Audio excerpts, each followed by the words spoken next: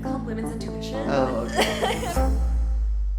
Agent Sousa proposes to his girlfriend. Whitney Frost gets... Wait. Whoa, you're not allowed to talk right now.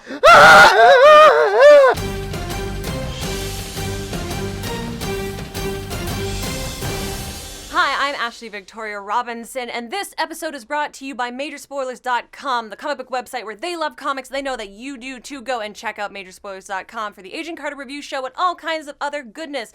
And my awesome guest today is Josh Macuga, the host of TV talk show Between the Sheets. Welcome so much. Hey, thanks, Ashley. I'm pumped. I'm really excited. Yeah? Yeah. No pressure. No, not at all. I feel great. I'm like Agent Carter, like, you know, just getting ready for a mission, sitting in the car with Jarvis, you know, just kicking it. Yes, I compared myself to a woman. You're welcome. I love that. So let's roll right into the good about this episode. The first thing I want to bring up is Leslie Boone as Rose. I think she's so amazing, and it was so exciting to see her become a real vital part of the team. Yeah, I feel like we've seen her, last season, she had a couple small scenes that were integral to parts. Like, she ran the call board, and people would come in, and, you know... She was, I like your hat, girl. Yes, exactly. And in this one, we saw her, you know, running that fake agency, which is really cool. But in this episode, she kicks ass. She does. It's really cool. And I think that the female empowerment on this show is something that's really important. Not only does she kick ass, but it's not cheesy. Exactly. Right? It's not like a woman to fight just to have a woman fight.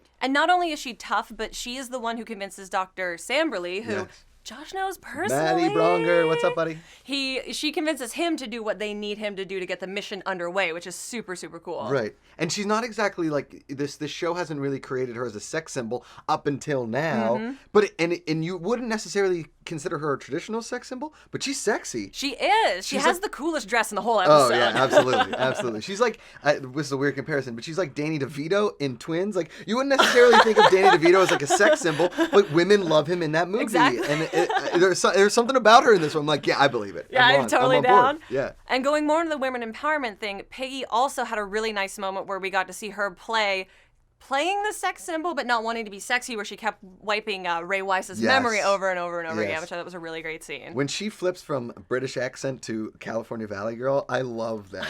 All of her American characters that she plays are Kardashian. Like, hi, yes, yeah, exactly. Yeah, it's just like, so you're great, and I love your office, but I don't think women talk like that back then, but I'm going with it. I enjoy it. I don't know. I think it's the California setting. They're like, this is how women in California talk, especially if you're going to be up in the valley, which is probably where they were. Of course, yeah, near the Pasadena. nuclear test sites, yeah. Yeah, but those little, like, they're Men in Black thing. Yeah, you know? exactly. And she kept doing it, and that scene might be the funniest scene in the whole...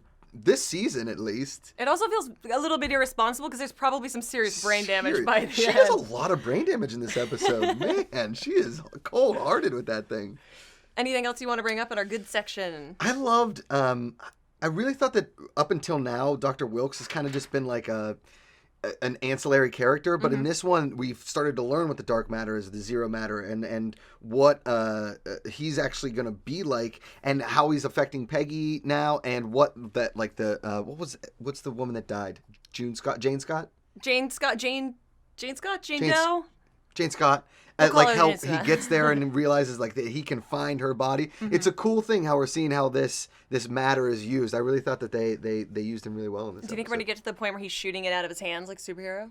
That's what I'm hoping really? for. That's awesome. I love that idea. Get him to be a They real get there. superhero. Oh man, that's incredible. Him and Whitney Frost fight it out at the end. Oh yes. With the Madam Mask mask. Oh man, and the Mike Tyson side tattoo. Yes, I'm in. Let's talk about the bad in the atomic job. Josh, why don't you start us out on the sad subject?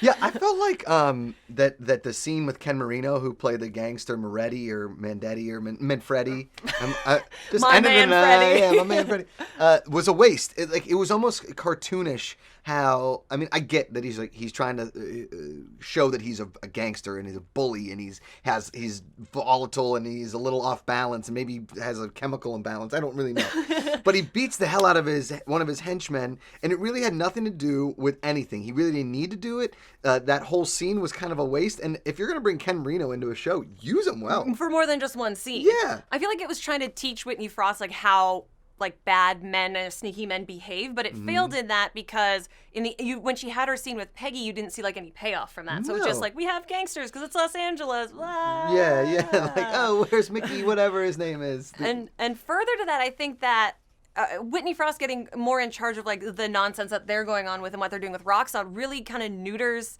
for lack of a better word, her husband Calvin. And Curry Graham is such an excellent actor. I feel like he's being really wasted. And it just Bob Barker, the husband. I'm sorry. Please, spay and neuter your local congressman. You know what I don't like about him is that, okay, he's supposed to be this powerful guy in this powerful group. Supposed to be Frank Underwood. Exactly, right? And all of his buddies control the world, and they have their hands in everything. He is a patsy. He totally is. He does nothing. And no offense to the woman that plays the actress, but like, dude, just get out of there. Yeah. What are you doing? Like, she can't run faster than you. I mean, she's smarter than him, but that's not enough to keep him from, like, physically leaving. Like, she doesn't have, per se, a superpower. Yeah, she's got, like, a villainous way that she's going to kill somebody, but she's not the Flash. Like, if you try to run away, she can't run him down. As far as we know. As far as we know, yes. So I think that whole thing is just... there's nothing to him, and I don't like it. Yeah. I also think it was a little contrived to have the hand-to-hand combat. I mean, it was cool and it was very well executed. Yeah. But the fact that they were like, we're all these, agencies and these shadow agencies, but we don't have any guns was a little bit like, I know you're ABC, but come on, they can have a fake gun. Yeah. They said in the episode that they're going to be around such volatile stuff, and so they didn't want it to be... like shooting around hydrogen bombs. And I mean, it's the 40s, so they might not know that that's not exactly a thing. Right. But... Right. Jarvis is always getting jumpy around the gun. But he did have a cool scene in that place. Where he was making the souffle. Yeah, the atom bomb souffle. I dug that. I agree with you. I think the use of, they're Italian gangsters in the 40s. Tommy guns. That's the first time we could have seen Tommy guns. I can't make a gun sound. I'm a girl. I'm sorry. Let's roll into our predictions. We talked earlier about if Jason and Madame Mask had like a dark matter, zero matter, I always want to call it dark matter, fight at the end, and she had the mask. Like, that I've just would been be calling it dark cool. matter, zero matter, just to like cover both my Zero bases. dark 30 matter. Yeah, there you go. I like that. Yeah. But now I think that because we saw the Peggy face off against Whitney Frost, and then she got super injured, that at the end it's not going to be enough to just imprison her. I think Peggy's going to have to end it, and it's going to get real sad. Agreed. I think... I don't know about real sad, but because Calvin will cry. Yeah, He'll okay. cry. If he's not dead already, Grace, that dude has it coming to him. Oh, that's true. I think I really think that there's going to be some sort of like.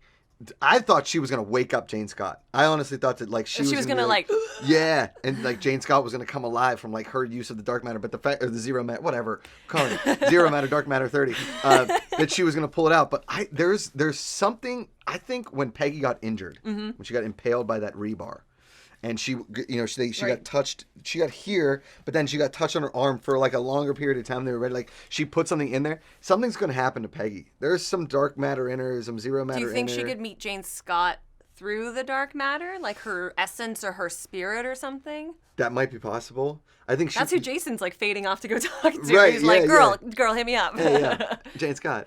I think that Peggy is going to start falling into something, and they're going to have to find a way to not only save Dr. Wilkes, but save Peggy the same way. Nice. Yeah. Let's rate this episode of Agent Carter. As always, the scale is from a potential 1 to 5 Jarvis heads. 1 being the worst, 5 being the best. You want as many House Jarvises as possible. House Jarvises. Well, okay. you want the whole staff cleaning your floors, making your souffle. Yes. I want the Jarvis from season 1 who was really good behind the wheel, and you don't want Judo Jarvis? Judo Jarvis was a little cheesy. I wasn't a big fan. Oh, he was the best. Did you like Judo Jarvis? I love Judo Jarvis. I'm like pre-Judo Jarvis, but I appreciate the now Judo Jarvis. All right, fair enough. And I love enough. saying Judo Jarvis. I'm going to give this a 3 Jarvis out of 5. 3 full Jarvis 3 heads. full Jarvis heads. Now, I could bump up to 4. If? But I thought that the one thing that really that took this episode back was the fact that Sousa proposes to his girlfriend, whatever, and then he and Peggy have a moment as Peggy is almost dying on his couch, and then right afterwards the fiance is like, you came out here for a start, you came here because you were running away from something. How did she get that from just like a look at her on the couch? It's called women's intuition. Oh, okay. Have you not heard of the storytelling trope? Yes, I've heard about this before. But that was the one thing. But other than that, there were some beautiful moments in the episode. So a solid 3 Jarvis heads out of 5. I am going to agree, and I'm going to give it 3 Jarvis Nice, heads. all Like right. we have a unity for a total of 6 Jarvis heads.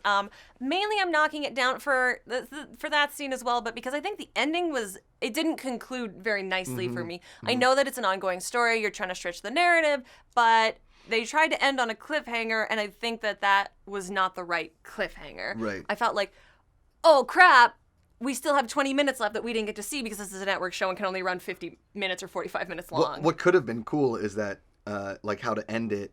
It's really difficult, I think, a lot of these shows that are one full storyline over a whole season, it's kind of hard cliffhangers because you want to do so much, but a cool cliffhanger could have been like, a woman walks into a diner and she's like, my name is Jane Scott, I'm looking for someone, and you're like, whoa, she's alive! Yeah. Oh man, they made her alive because they cut away from her, but they brought the zero dark matter, they came out of her. Yeah, like something in there with Jane Scott. Or she walked into Isodyne and we saw that secretary again and she's like, I'm looking for Dr. Wilkes. Yeah, or something like that. Yes. That would be cool. Yeah, I'm in. As always, this Agent Carter recap was brought to you by Majorspoilers.com, the website where they love comics and they know that you do too. Go check them out for all the awesome comic-y goodness. If you like this recap show, we also do a Supergirl and Legends of Tomorrow recap show right here on this channel. You can go to patreon.com/Jawiin, Jawiin, throw us some money, keep our agencies going here, support everything that we do. Josh Macuga, thank you so much for joining us. Oh, thank you. This was a blast. I loved it, yeah. And let us know where we can find you all over the internet. Yes, you can find me at Josh Macuga, Macuga, on Twitter and Instagram. You can see my show, my talk show, Between the Sheets, youtube.com/Between the Sheets TV. And, subscribe there, tell your friends, and, go out, buy a red hat, and be like Agent Carter. Exactly. And you know what else is red? That subscribe button down there that you want to click on so you can get all of the best Agent Carter reviews as soon as we release them. Thank you so much for watching. I have been Ashley Victoria Robinson. Stay safe, agents.